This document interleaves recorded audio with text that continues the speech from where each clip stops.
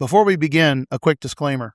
The information discussed in this podcast is for educational and informational purposes only and is not intended as medical advice. Peptides are a rapidly evolving area of health and wellness, and not all peptides are approved by the FDA for all uses discussed today. Always consult with your physician or qualified healthcare provider before starting any new supplement, peptide, medication, exercise, or health program. Individual results may vary, and nothing discussed in this episode should be interpreted as diagnosing, treating, curing, or preventing any disease. This is the Pressing the Limits podcast with your host, Jon Bruney. Hey, everybody. Welcome to the show today. Over the years, we have explored some fascinating health and performance technology. We've gone through everything from red light therapy, blood flow restriction training, all kinds of advanced recovery protocols, longevity strategies. But today, we are tackling a topic that has generated enormous buzz in the world of fitness, recovery, performance, and healthy aging. It's peptides. Now, some people call them the future of personalized health. Others call them one of the most misunderstood tools in modern wellness. We're going to look at, can they help recovery, fat loss, sleep, cognitive function, healthy aging, and perhaps most importantly, we're going to look at what is hype and what is reality. Now, to help us to separate fact from fiction, we're going to be joined by expert coach Kevin Kearns from Authentic Edge Peptides. Now, I want to tell you, Coach has spent decades coaching everyone from the UFC fighters to elite athletes, but also everyday men and women looking to reclaim their energy, improve their performance, and to feel their best. Coach, welcome to the show. Welcome. Well, thank you, guys. So for listeners who may be hearing about peptides for the first time, and a lot are, let's discuss what exactly are peptides and why has interest in them just exploded over the last few years? I appreciate that question, John. So a peptide, basically, take a chicken breast. You've got protein, amino acids, peptides. So peptides are building blocks of the chicken or of the amino acid. They've gotten a lot of, I would say, it's almost like ice cream. Everybody's talking about ice cream, and it's out there because a lot of the big pharma, the patents have run out, and now they're out there. So peptides go back to, believe it or not, you're looking at insulin. Insulin is a peptide, even if you can even classify possibly penicillin as an insulin because it comes from yeast. It doesn't come from yeast. It actually comes from, penicillin comes from technically mold. So it's been around forever. And you start looking at, I just found this out recently, and believe me, I'm not an expert. I've been doing this for 40 years as far as personal training, self-defense, corporate wellness, and I was a strength coach for 15 UFC fighters. And, I always tell people there's 4 things I'll tell you about me. I don't know everything in my company. We don't claim to know everything. You're never going to do a protocol I haven't done it myself and thrown up. That's a joke. Bostonian. And then we don't endorse, all my 2,417 coaches around the globe, we don't endorse any product at all unless we personally use it and believe in it.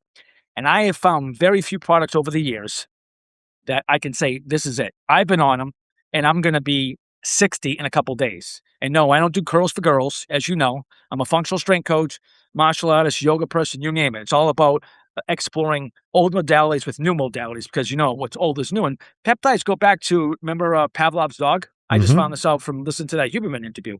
So Pavlov was experimenting with gastric juices from dog stomach and giving them to patients. So a peptide isn't anything you don't have in your system. It's a naturally occurring substance. The challenge is like our system, which is EpiPen deliverable. These are biologics. These are non-synthetics biologics. We grow them. They go into the pen.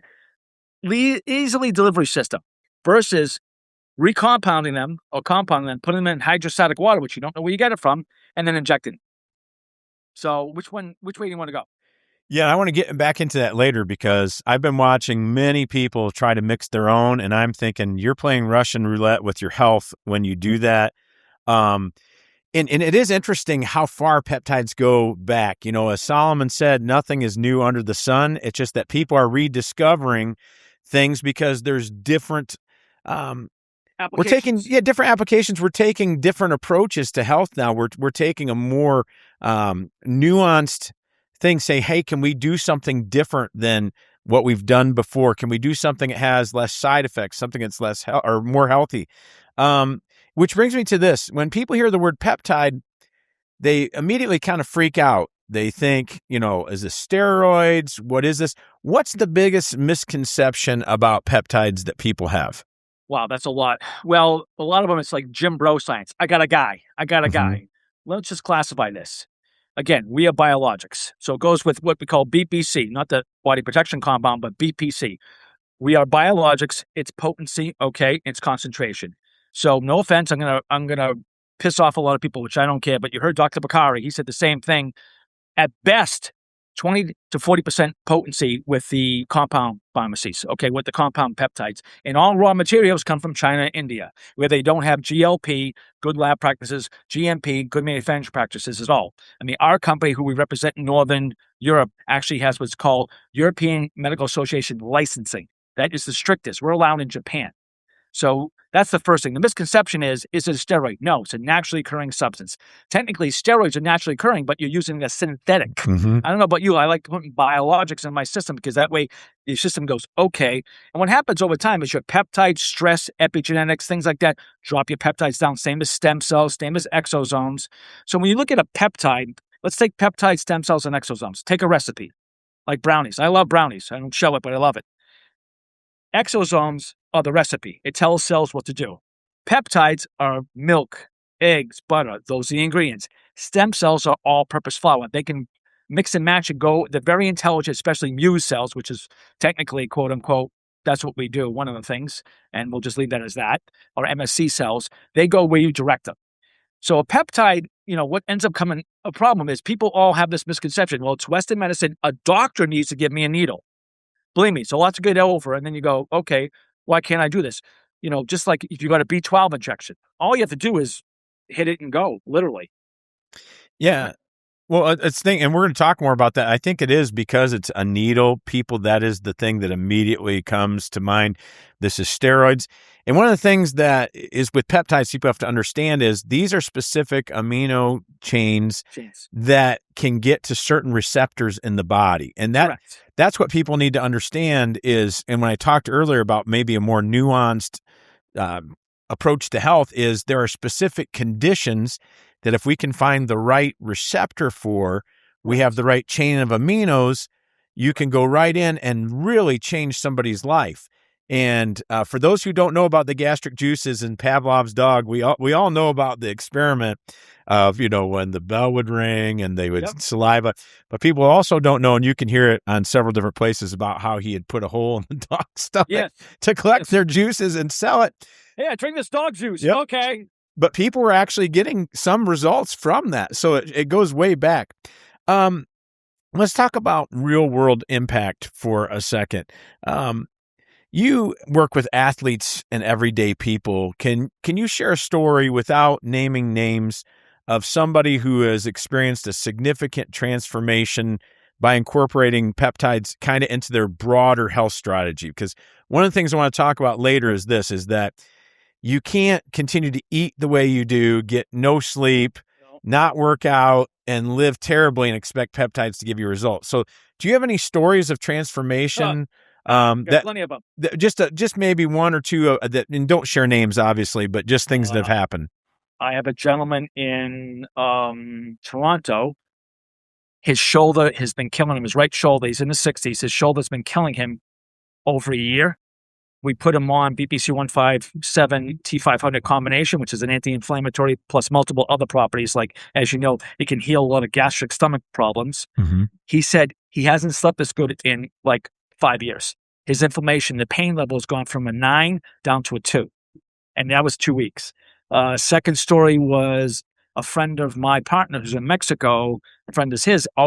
He's struggled with he's 65, struggled with rheumatoid arthritis, overweight, the whole bit.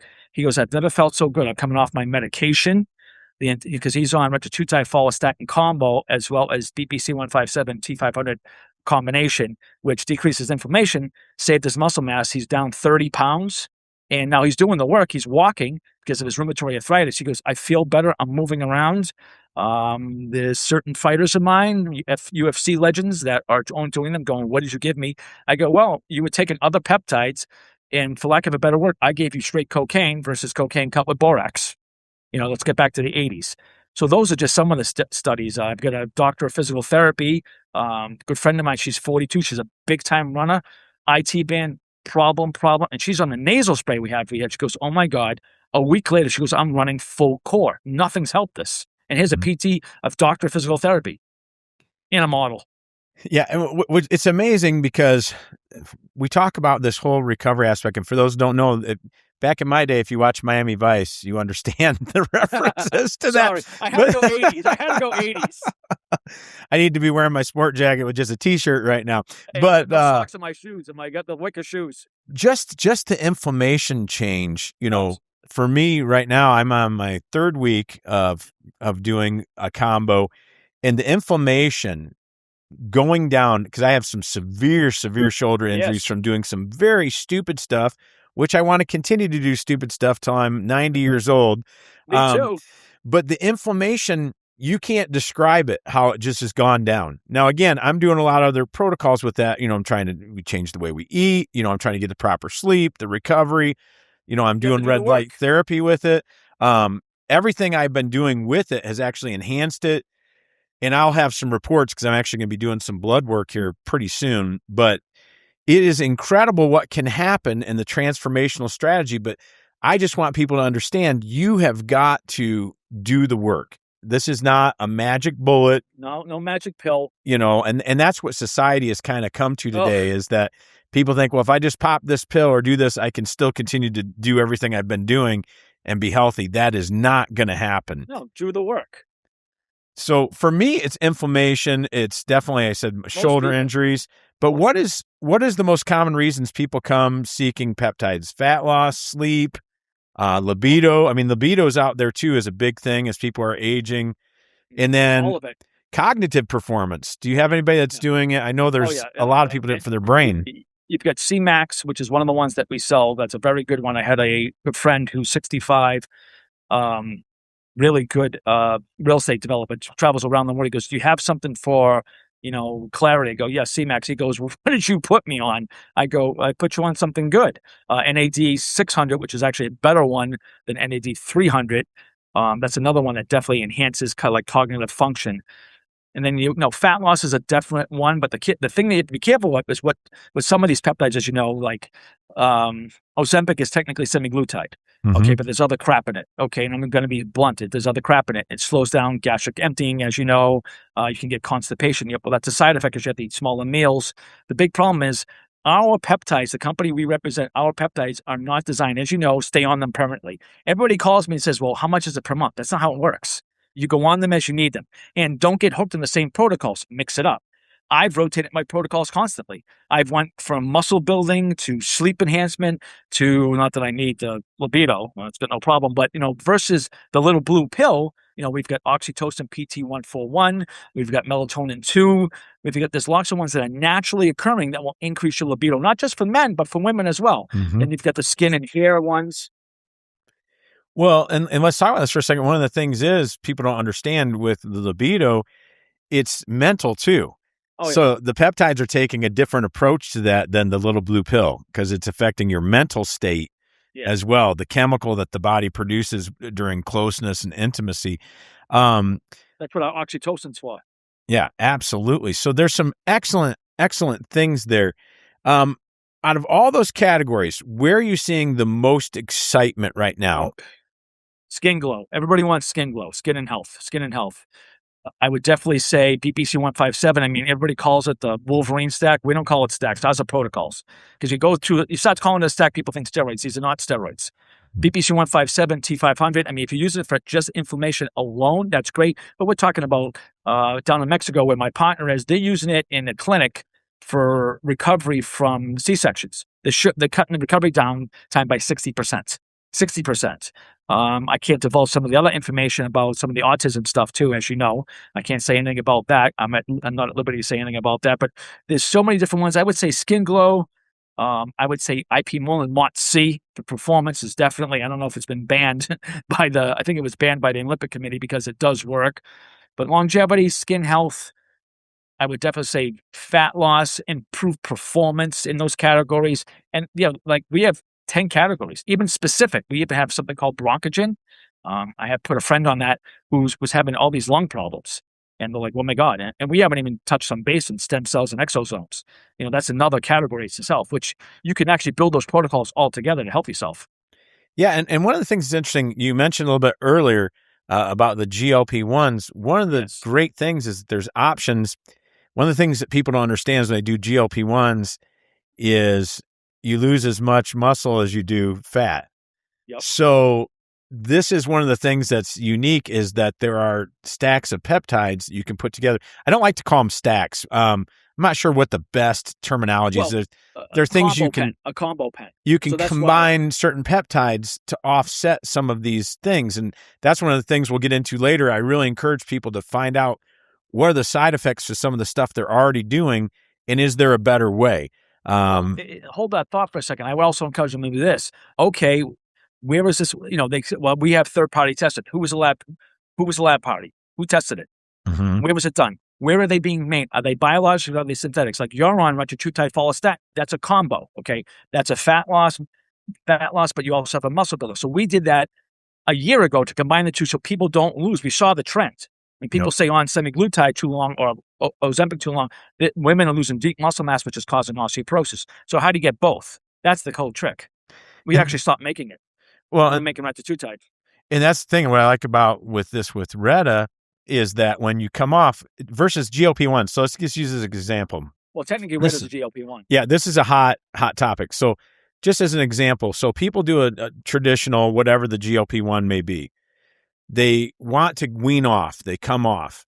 Now, here's what's happened is, one, you automatically have that hunger signal return, which is going to be natural.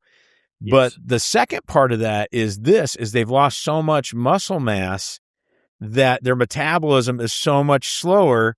So they're talking about the rebound weight gain is not just because they're hungry again. It's because they've lost so much muscle mass. Yes. That's why I always say it's so important to understand what you're putting into your body, and the right combinations can really make a big difference. If you're putting something that can preserve lean muscle mass, and if you are on some kind of GLP-1 peptide or something out there, I just want to encourage you, make sure you're taking the right amount of leucine, you're getting your amino acids, make sure you're getting, all the protein you need. That's an important subject because the protein level has to come up. It has to come up.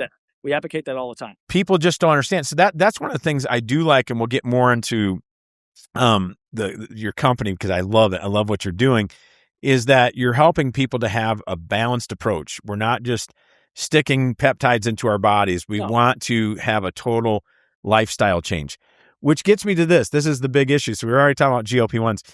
Peptides versus pharmaceuticals. Are peptides going to replace pharmaceuticals, or is that the wrong way to think about them? Because one of the things I want people to understand is this. So like, let's say, for instance, TRT. If you're going TRT, you're probably going to have to be that on the rest of your life because your body's not going to produce, like, let's say you're taking testosterone in from a synthetic source. Yep. All of a sudden, your body doesn't produce that anymore. The difference is with peptides, and why I think this is just such an exciting approach, we're hitting receptors so that your body can produce more of what it already has instead of draining what it has. Correct. Can you kind of explain the difference between a pharmaceutical approach or a peptide approach? Sure. Well, let's go back to one thing.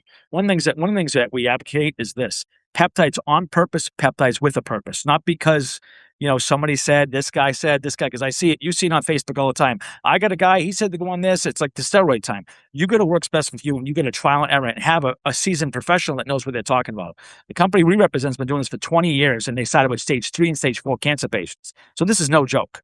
And remember, this is a GLP, GMP factory, which means to inspect it constantly. They have what's called advanced medical therapy practices licensed in 6 of them. 6 of them. The only country. So when you look at that, pharmacy has its place to a certain degree. That's a fact. However, and I will say, this isn't about the first question I have from people is, how much is it per month and how long do I have to stay on it? You don't. You go on, you go off. So that might kickstart you enough, which is kickstart me enough, because we advocate this. I tell people all the time, our customers, you do not need to stay on this forever. You get what you want from this, go off. I tell people go on and go off, go on and go off. I do it. They even, all our team members, the company who's been doing it 20 years, they tell me, and I'm on the phone with them constantly, as you know. They're like, yeah, go on, go off, test all different ones. So you have to try. Everybody's metabolism is different. Just because it worked for you doesn't mean it's going to work for me. And it has to be specific to goals. Will it replace pharmacy totally? No, but it will be an adjunct. Why not? If you can get, and this is the big problem. Why was CBD such a big problem? Well, guess what? The pain pill industry, right? The pain pill industry. Now people are actually using CBD for pain, for this, for pain management. Okay, great. Why was that blocked for so long? Well, if you look back in the days for William Hearst, he blocked, as you know, he blocked hemp because he had a lumber yard and he had what? A media company. Hemp was actually, that's where the Declaration of Independence was written on. That's where the Constitution, and it's a better product. Now it's starting to come back. So I think everything has its place. The idea is everybody thinks it's going to buck the system. Buck the system. When if we throw this out too fast, it's going to crush everything. How do you know that? They said that about, not to digress, they said that about Y2K. They said that about the internet. They said that about Bitcoin. It hasn't changed anything. So the nervous Nellies need to be quiet. Because, look, as a human being in this world, change is inevitable. Suffering's a choice.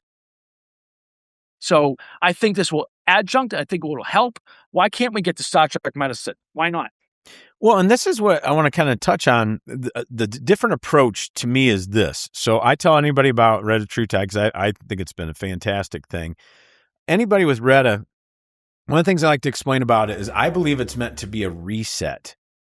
So this is my philosophy on peptides, and this may be different than a lot of people out there, but my idea, and this is why I like the BWK Authentic Edge. I want to make sure I get all of the things in there.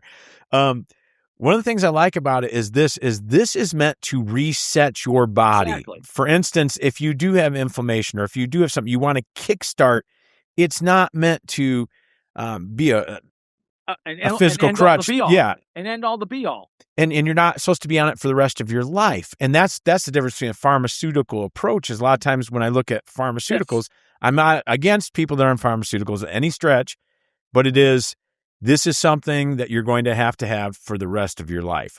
This is meant to reset and restart, kickstart systems that have probably been suppressed. One of the things I like about retatrutide, or we talk about the myostatin suppressor, these are systems that because of lifestyle, because of injury, which a lot of people don't know is epigenetics, all of it. All these things have been suppressed. And so what you're actually doing is helping your body. Now, this is my philosophy, so I'm off the rails here. But we're trying to help your body remember what it's supposed to do naturally. And so this is just an exciting thing because I don't think we've ever had that approach in wellness. We're always talking about whatever you take, this is a forever thing. Whereas we're trying to get the body to remember what it's forgotten. Does that make sense? It does. So let's go off the rails. I love that. Let's go off the rails a bit. You've been in strength training your whole life, right? Yep, absolutely. I have too. Okay. Now let's just jump back a little bit. Until pumping iron came out, nobody knew what bodybuilding was, and then it made kind of pop up. Then all the gyms went to bodybuilding. Now, since like the 90s, everything switched back to what? Medicine ball. Functional training. Functional training. Look at yoga. Yoga became popular in 2000. It's been around for 50,000 years. Yep. So you look back at that. I do Silat Sufran Brunei. Those movements are inherent in our DNA. I have a buddy of mine that broke both his shoulders. He's at the best orthopedic doctor in Boston. He showed him some of the moves. He's like, where'd you learn that? Oh, my buddy does Silat and Filipino martial arts. Because those movements are natural. So what's old is new. And you know this from being a strongman. You look back with Eugene Sandow, Arthur Saxon. Those guys were doing side presses back in the 1800s. No steroids. But what do? They fenced, they boxed, they wrestled. It's all functional. It's not like how much weight can I do? And you've seen the trends to gyms. They might have the static equipment, right? Which, and then they have, all this grass area and all this functional stuff. And now what I've seen more and more is mobility. Well, who's been saying that forever? Yep. And people say like, well, Silat's a dead art. Tai Chi's a dead art. Why are people still doing it? So it's all this new. There's nothing that's dead or incapable. It's like, to me, conditioning, applications, anything like that. It's like when people started bashing the carnivore diet. Well, do they know that Dr. Keyes back in 1958, that study was supposed to be 22 countries, not 7? Mm-hmm. Oh, well, who manipulated that one? Why isn't one of my best friends, who's always struggled with his weight, who's a high-level martial artist, he was 250 my weight, he's a big guy like you, he's down 50 pounds from eating beefsteak, and his testosterone went through the roof. As far as testosterone therapy, we have a peptide that will help you get off T therapy and naturally boost your testosterone. The thing when we have to do is this. We're not into recurring revenue stream. We don't. This company doesn't advocate. This company does not advertise. It's all 95% retention, basically word of mouth. Me, you haven't seen me at all except for education talk about this on social media, correct? Mm-hmm. And I will not. I'm not going to blow this up and go, I get the best and blah, blah, blah. I'm not going to do that because that's not what I want. I want to sit down, educate people. You want to buy? Great. You don't? Fine. You want the Camaro version of the peptide? Fantastic. You want the Porsche? Come see us. You want more education? I don't know everything. I'm learning every day because I'm exposed to some of the highest minds in the world. So I think I agree with you. Let's go off the rails a little bit. What's old is new, what's new is old. Remember the movie with Woody Allen, Sleepers? I don't. Now everybody else there's a lot of Woody Allen fans out. I was never a huge fan of Woody Allen. He gets frozen and he comes back in time. And this is like in the 70s and 80s. Mm-hmm. And they're smoking and eating bacon. He goes, we realize it's actually good for you. Now, you and I both know there is no, and I'll go out on a limb here, but I'll tell anybody this. There is no significant data, none, that states that eating saturated fat and fat makes you fat, right? There's none. And then you listen to Cal and Casey memes, who I love, and then you talk about high fructose corn syrup. They base it on bears and hibernation because the 3D prints fat.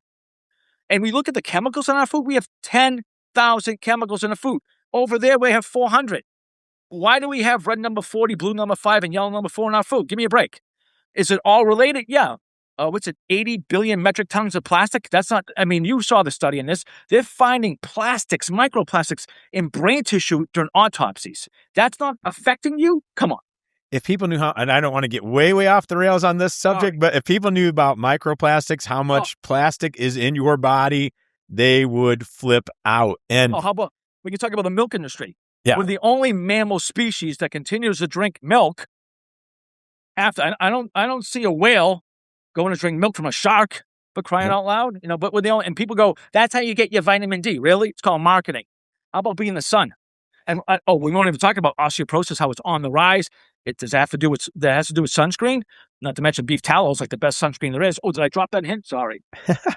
We talk about things, what's old is new again. What's funny is unconventional things that have been around for years. People always wonder, hey, you're a strongman. What are you doing with taking 3-pound bamboo Indian clubs?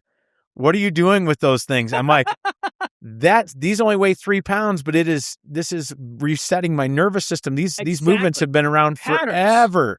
Your shoulder is meant to move in all kinds of different directions, not just a press or a pull. It's 3D.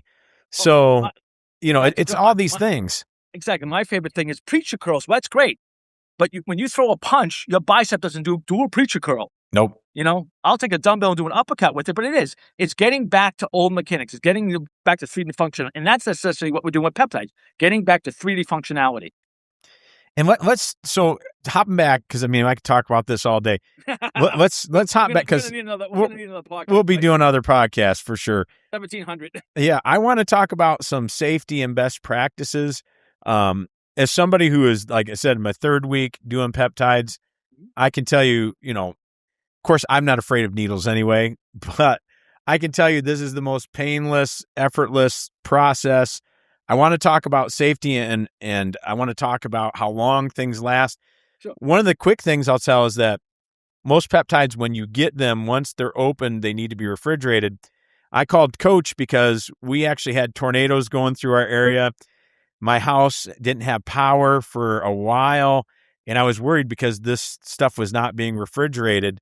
And here I found this is one of the only companies, and if you tell more about that story, where it was safe. A lot of people don't understand what you're putting into your body might not be safe. And again, if you don't believe me, just watch YouTube. Any YouTube doctor will tell you, and I'm not saying these guys are experts, but you'll find over and over and over again that there are some really shady sources of peptides. So let's talk about safety. What should people know before they even consider peptides? No, number one, where's your source? If you talk to your doctor, I'm talking about like a functional medicine doctor, a progressive doctor, number one. Number two, Where did you get your peptides? Know the source. If they haven't done what's called a qualified assay test, in other words, if I give you a cup of sand and I tell you, hey, John, is there salt in here? You confirming there's salt in there. You're not confirming the potency, concentration, or anything. Now, the other thing, too, is people say, well, we have the COA, certificate analysis. Was that right after manufacturing? Was that when it landed? Was that after reconstitution? Now, a peptide in a compound form reconstituted, number one, you got to be careful of the hydrostatic water, because you saw on Amazon 2 months ago, it was banned because they found bacteria in it. Not good to put bacteria in your system.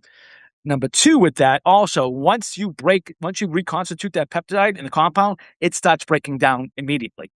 Ours, basically, it is better to refrigerate once you receive it. But when you receive this, it comes like this. So this is like jelly. This is like pasta sauce. Once you break the seal and start using it, it needs to go in the fridge. But we've had peptides. I'll tell you a true story. We had a peptide get all screwed up in customs that went back and forth from Canada to Lithuania.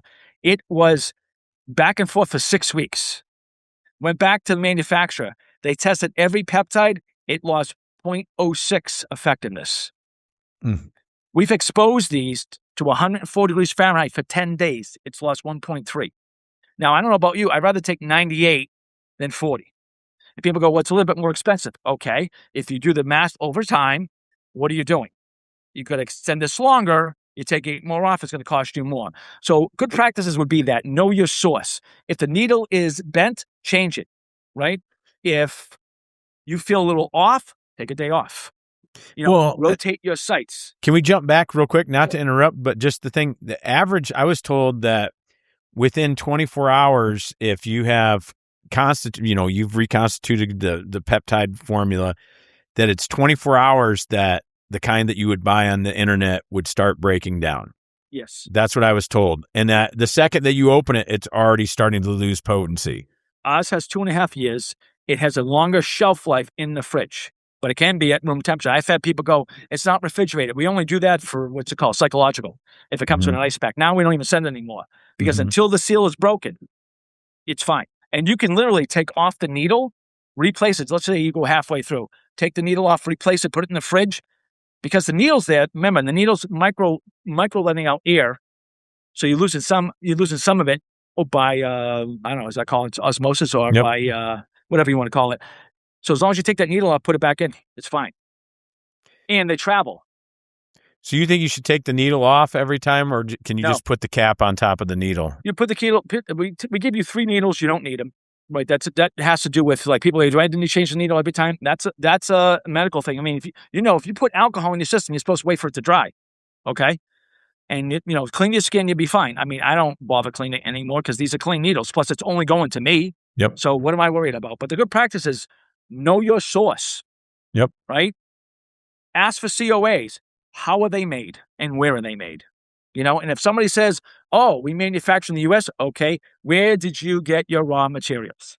Yep. Sorry, there's a little game that people play online. Go, we get ours, we make us. No, you don't.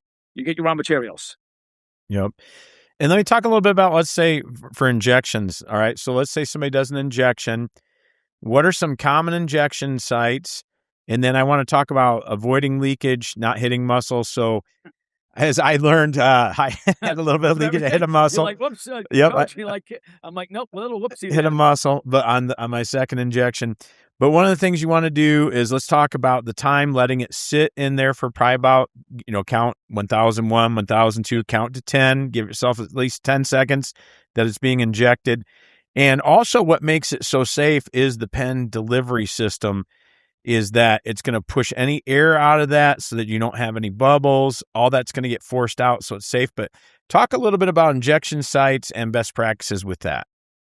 Rotate your injection sites, number one. Remember, these are subcutaneous, not intramuscular. You can use them.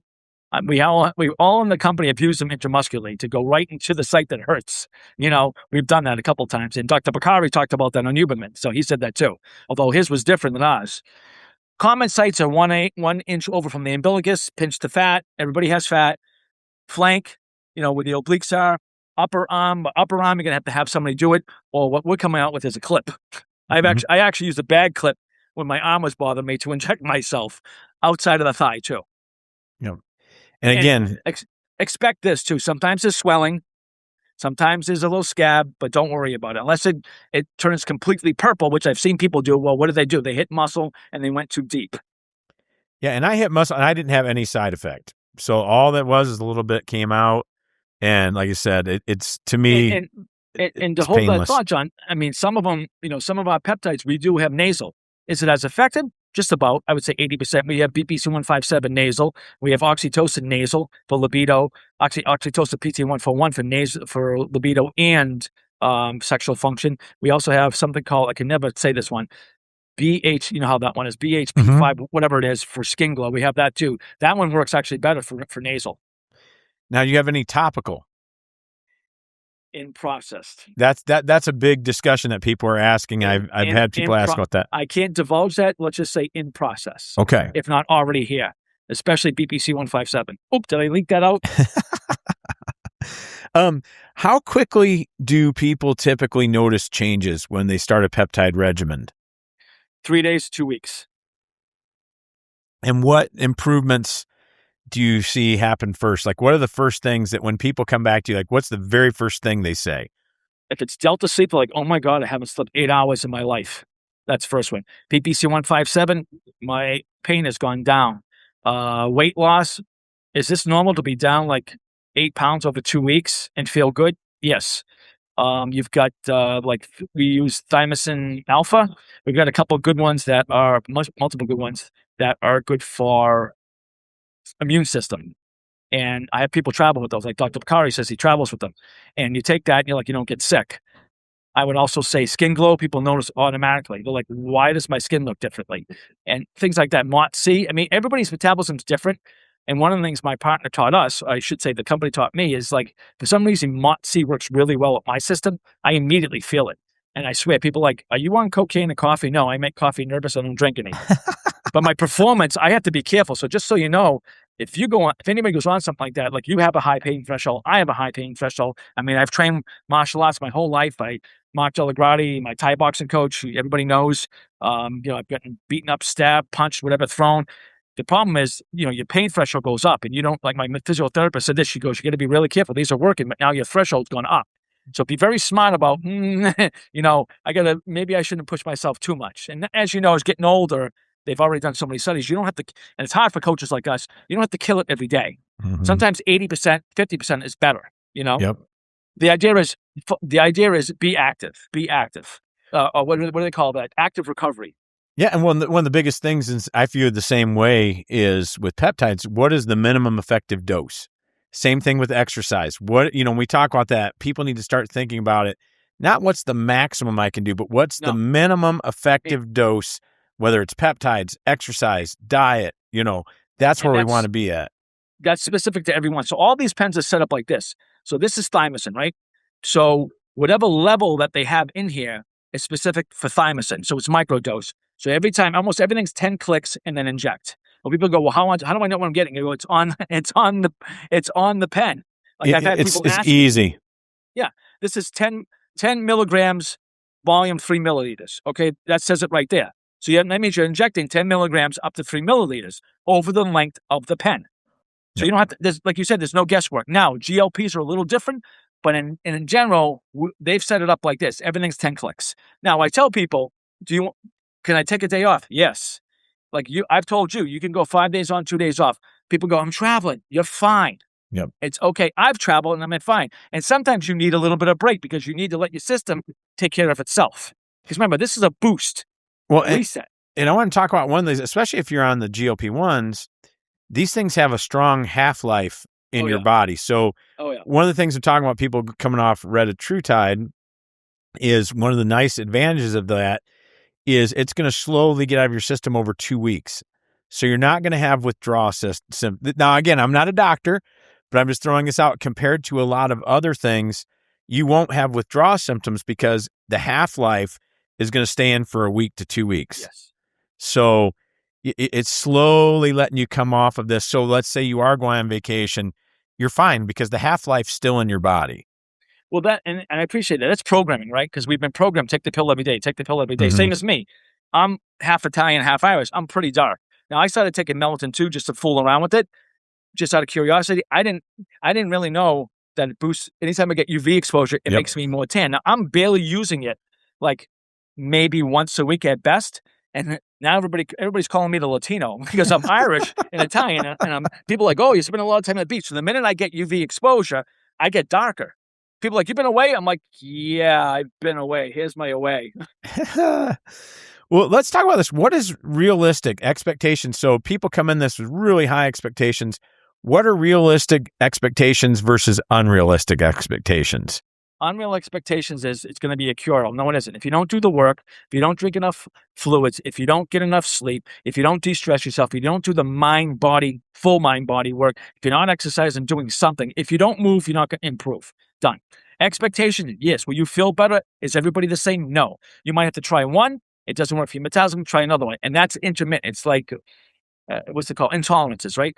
Lots of people have food intolerances versus food allergies. So it may not just work for you this time around. I've had a client say to me, he's like, oh, BPC 157 didn't work for me, but my wife's on retatrutide follows on it worked great for her. I go, okay, your metabolism's different. Plus, let's look at your history.